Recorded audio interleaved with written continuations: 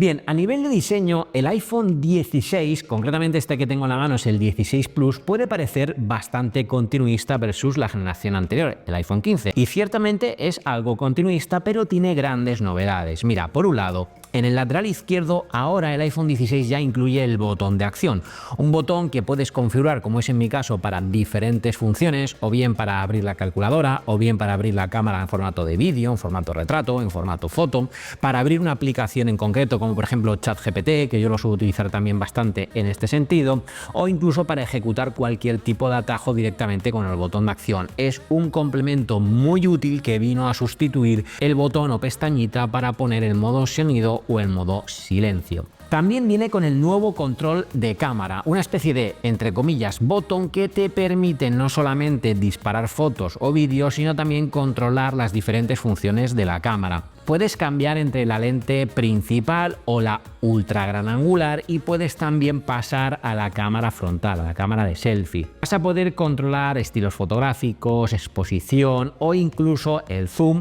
Y también, dependiendo de si utilizas aplicaciones de terceros, vas a poder inclusive llegar a manejar y manipular el enfoque de la cámara directamente con el control de cámara. Es una especie de botón que te permite tener diferentes sensaciones de pulsación, porque puedes pulsar suave o pulsar fuerte o pulsar incluso dos veces como el doble tap para poder seleccionar diferentes herramientas, y deslizando hacia izquierda o hacia derecha puedes moverte entre cada una de esas herramientas o dentro de la propia herramienta que tienes seleccionada. Es muy intuitivo, muy fácil de usar y sinceramente creo que es un complemento que en todo caso suma. También a nivel de diseño viene este iPhone 16 ya con el USB tipo C, el nuevo estándar de conectividad que tanto Apple como el resto de marcas han incluido. Eso sí, este USB-C es, digamos, tipo 2. Tenemos que tener también presente que a nivel de diseño hay una pequeña pero gran novedad, y es su módulo de cámaras. Mirad, el módulo de cámaras de ahora de estos iPhone 16 ya no están los dos cámaras que tiene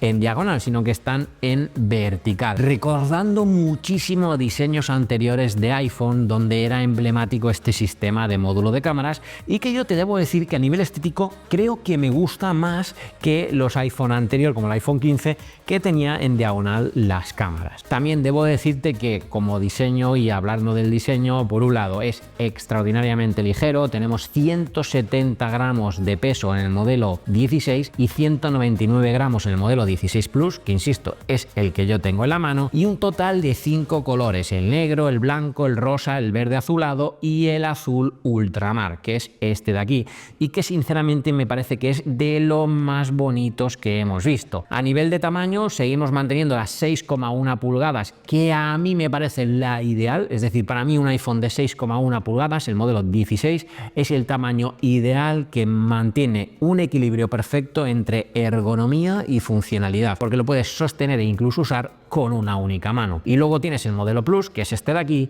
con 6,7 pulgadas de tamaño de pantalla de la que ahora te hablaré. Pero a nivel de cámaras, ¿qué tiene este iPhone 16? Porque obviamente un usuario de iPhone, muy probablemente algo que haga mucho con un iPhone es lanzar fotos y vídeos. Pues bien, hablemos de sus cámaras.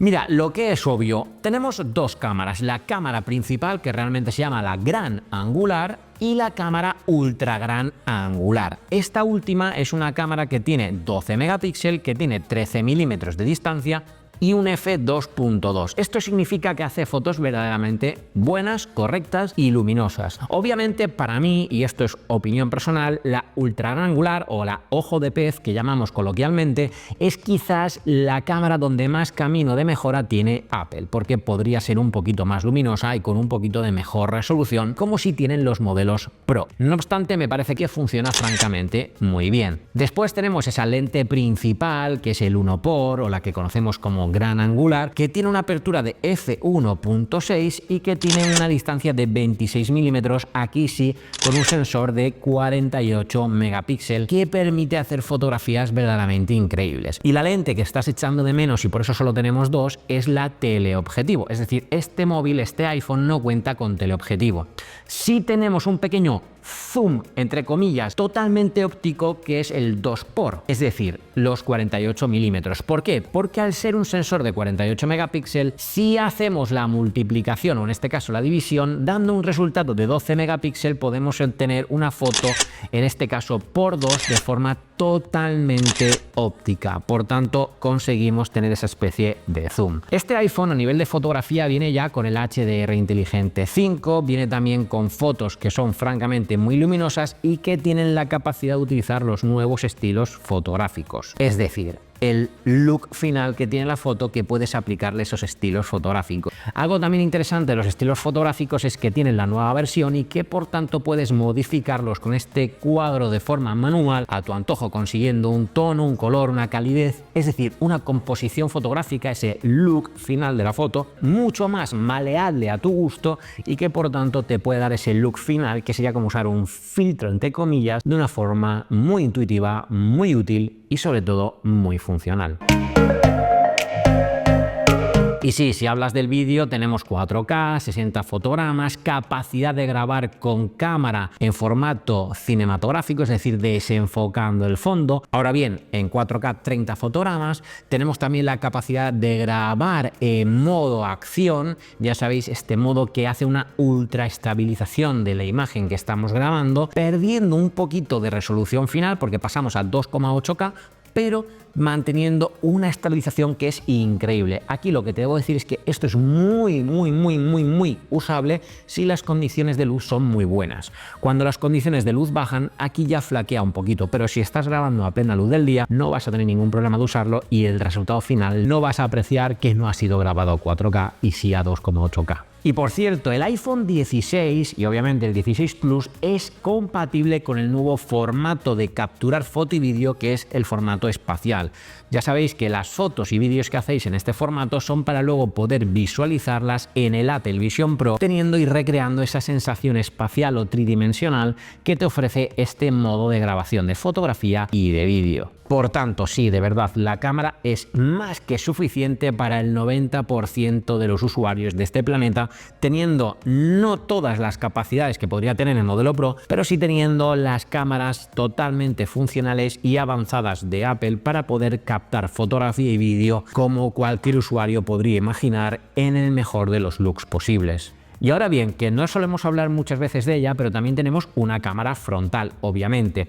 Y mira, pese a que tenemos una cámara frontal que es de 12 megapíxeles con una apertura f1.9, lo cual no está nada mal, es verdad que esta cámara sigue teniendo capacidad de mejora. Sí, es cierto, tenemos fotografías muy buenas, muy luminosas, con el HDR5 también incluido. Tenemos fotografías que podemos usar con los estilos fotográficos, tenemos el modo retrato, tenemos el enfoque automático, incluso tenemos la capacidad de grabar vídeo en 4K 60 fotogramas. Pero ¿por qué no es tan buena la cámara frontal versus la cámara trasera? Pues por algo súper obvio, el tamaño de la lente. Tú fíjate el tamaño que tiene la lente trasera y el tamaño que tiene la lente frontal.